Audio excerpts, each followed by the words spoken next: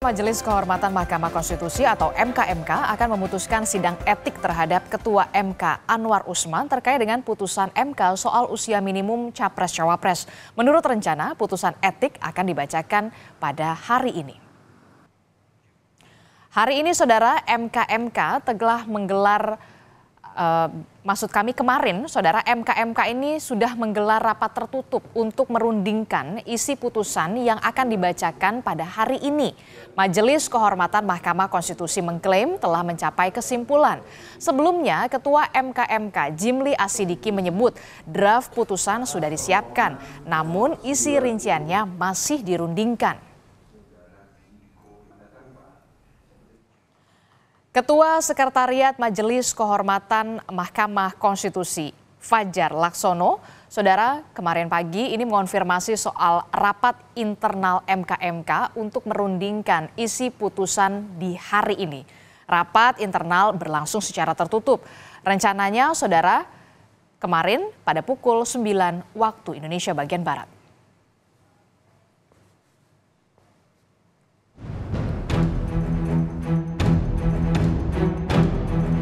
Majelis Kehormatan Mahkamah Konstitusi akan membacakan putusan etik terhadap Ketua MK Anwar Usman dan hakim lain terkait batas usia Capres dan Cawapres. Anwar Usman dan hakim lain dilaporkan diduga melanggar etik dan MKMK diminta menjatuhkan sanksi. Menyikapi hal ini, Menko Polhukam Mahfud MD menyerahkan sepenuhnya keputusan kepada Majelis Kehormatan Mahkamah Konstitusi. Mahfud meyakini MKMK mampu menangani dugaan pelanggaran etik yang dilakukan oleh hakim MK. Ya, kita tunggu aja. Saya percaya pada kredibilitas Pak Jimli. Apapun putusannya nanti kita tunggu. Dan tunggu juga reaksi publik akan menentukan juga. Berarti putusan 90 bisa dianulir dong Pak? Dan konsekuensinya Pak? Tunggu besok aja. Sebelumnya putusan MK soal batas usia Capres-Cawapres yakni seorang kepala daerah terpilih dalam pilkada yang belum berusia 40 tahun dapat didaftarkan sebagai Capres-Cawapres menuai kontroversi. Atas putusan tersebut, Ketua MK Anwar Usman dan hakim lain dilaporkan ke Majelis Kehormatan MK. MKMK telah memeriksa para hakim MK terlapor dan akan membacakan putusan etik pada Selasa 7 November 2023. Lalu bagaimana dengan jelang putusan MKMK tentang dugaan pelanggaran etik hakim MK? Kita sudah terhubung dengan jurnalis Kompas TV, sudah ada Tifal Solesa di Gedung MK Jakarta. Selamat pagi Tifal. Tifal, kita betul-betul menanti putusannya Majelis Kehormatan Mahkamah Konstitusi. Jadi pukul berapa akan dimulai dan tahapannya akan seperti apa?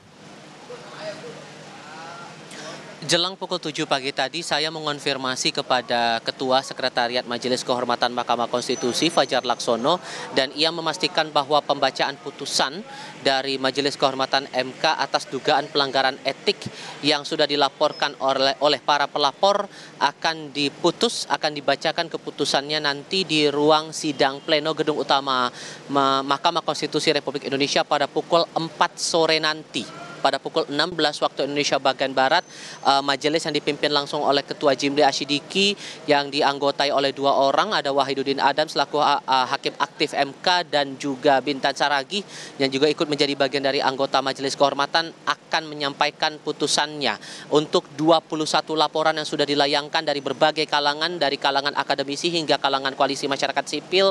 Ini nantinya akan disampaikan apakah dugaan pelanggaran etik ini terbukti atau tidak. Bila pun terbukti, apa bentuk sanksi yang akan dijatuhkan.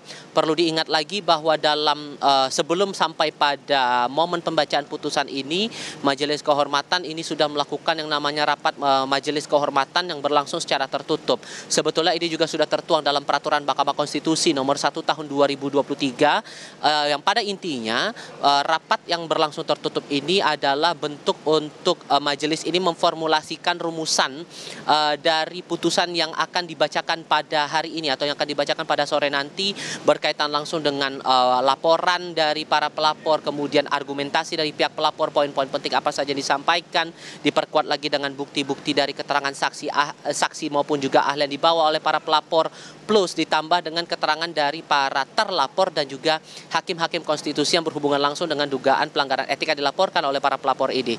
Nah, nanti rencananya kalau dari keterangan Fajar Laksono kepada saya beberapa jam yang lalu, 21 pelapor dan 21 pihak yang menjadi pelapor dalam kasus ini sudah diundang untuk hadir, begitu juga untuk para hakim konstitusi yang dilaporkan dalam dugaan pelanggaran etik ini. Nanti kita akan cermati saat sidang akan berlangsung pada pukul 16 waktu Indonesia Barat, Adisti. Oke, itu artinya kita akan kawal bersama bagaimana dengan putusan dari Majelis Kehormatan Mahkamah Konstitusi pada pukul 4 sore nanti terkait dengan putusan etik soal Ketua MK Anwar Usman. Terima kasih informasinya. Jurnalis Kompas TV Tifal Solesa melaporkan langsung dari Gedung Mahkamah Konstitusi Jakarta.